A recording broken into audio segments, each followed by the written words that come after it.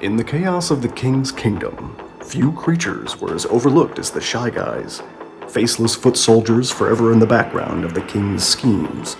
Among them, one Shy Guy was especially timid, known as Unit B3R7. He never spoke, never fought well, and never stood out. His mask, like the others, was a simple white oval with hollow black eyes and a neutral, mouthless expression. Behind it, no one knew who he really was. Perhaps even he forgot. Then one fateful day, the Koopa Troop launched yet another attack on Mario and Luigi near the King's Castle. Unit B3R7 was forced to march in line with the others, but he didn't want to fight. But orders were orders. The battle was chaotic. Fireballs streaked across the battleground as Mario spun through enemies like a red tornado. B3R7 tried to flee, but as he looked up, a fireball smashed into his face. Searing pain shot through him, and he collapsed behind a rock, clutching his mask. He inhaled burning smoke and flames, which damaged his throat. The mask twisted and bubbled from the heat. The mouth was now warped open and a gaping, elongated scream. The eye holes stretched. His simple, anonymous disguise had become something grotesque, something expressive, something he liked. B3R7 soon found himself in the Forest of Illusion, staring at the entrance of a cave. While inspecting the cave, B3R7 found some old, dark purple robes which he swapped out. Longer shreds of the tattered cloth billowed behind him like a shadow. And upon further inspection of the cave, he found a piranha plant's fang, broken off. He could use this. Soon rumors began to spread in the Mushroom Kingdom of someone, something that stalked late at night. Toads began disappearing. A Yoshi was found trembling, muttering about a ghost with a knife.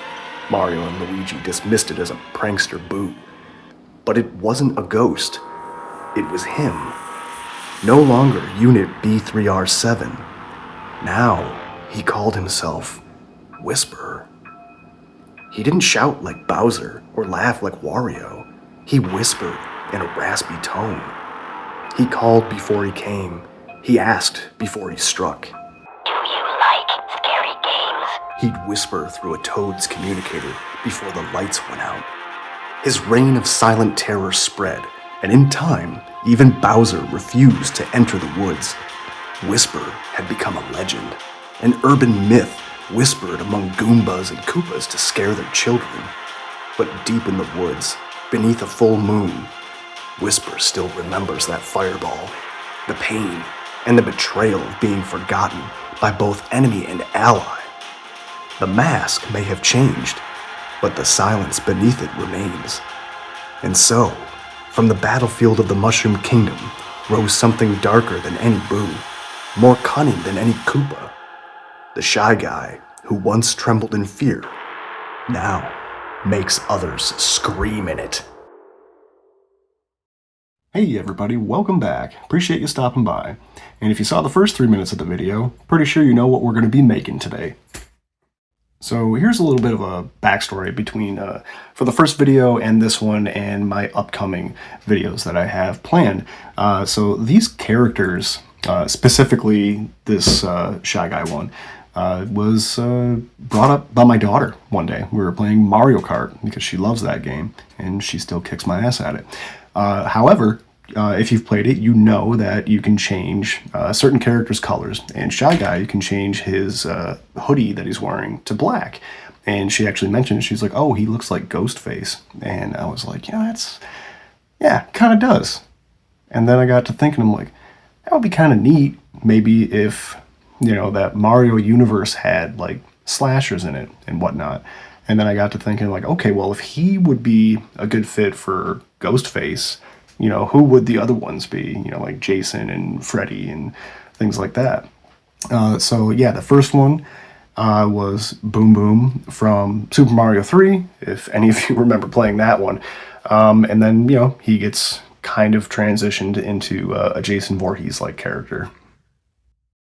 So back to the sculpture. It's pretty much just figure out a pose that you want to do and bulk it out with your tin foil like I always say. And there you go. Please welcome your friend and mine, Mr. Potato!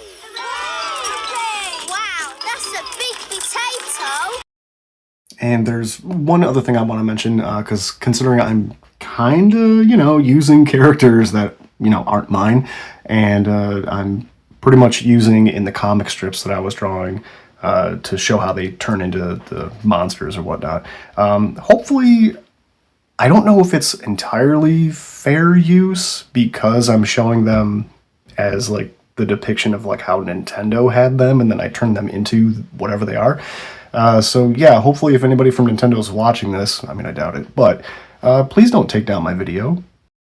So I'm almost out of my Sculpey medium. So what I'm using here is just original white Sculpey, and after I kind of covered the tinfoil with it and baked it, I had like a hard, surface to work with. And then after that, because I have kind of, a good amount of the original Sculpey, I was using it and mixing it with my Sculpey medium to get a little bit more out of that, which is why you'll notice a lot of the Sculpey that I'm putting on now has kind of a gray tint or like some gray swirls to it. Just kind of working with what I got here. And it actually worked out fairly well. I did have a couple of complications when I was trying to put the mixed Sculpey over that tinfoil for his head, and for whatever reason there was like an air bubble underneath there, and no matter what I did, like kind of putting a hole in it and trying to squeeze that air out, like I could not get rid of it.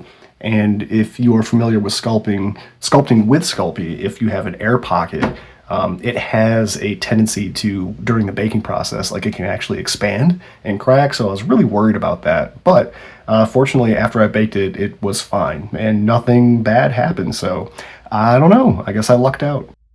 So here I just used some of that thin wire that I had, the armature wire, wrapped it with some tin foil to kind of give it something for the clay to grab onto, and that's what I used for the little cloth strips that are going to be like flowing behind him.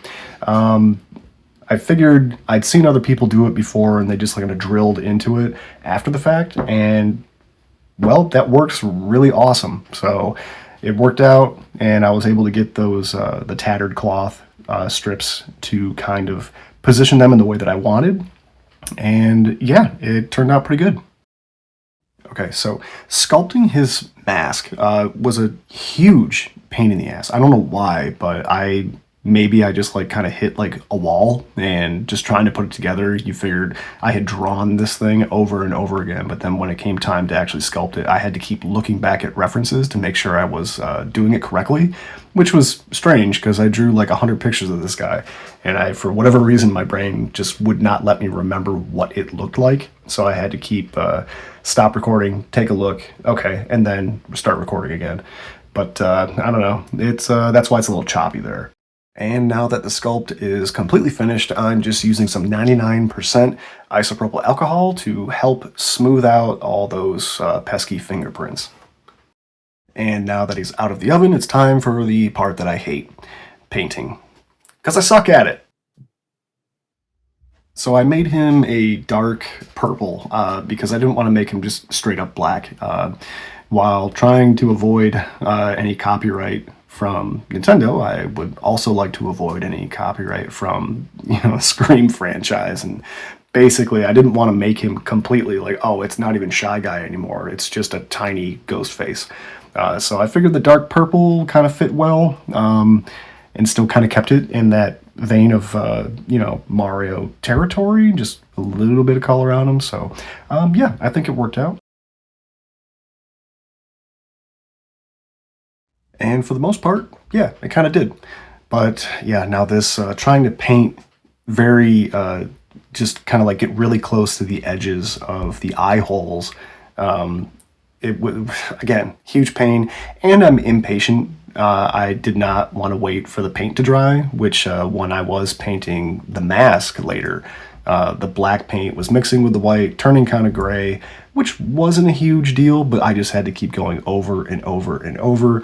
And ultimately, he's not, just a big white mask. It's kind of like this grayish tint to it, which works, I guess. But yeah, I hate painting. I'm impatient, don't want to wait. Don't wanna wait for the paint to dry, gonna paint right into it and mix it all up because I'm impatient.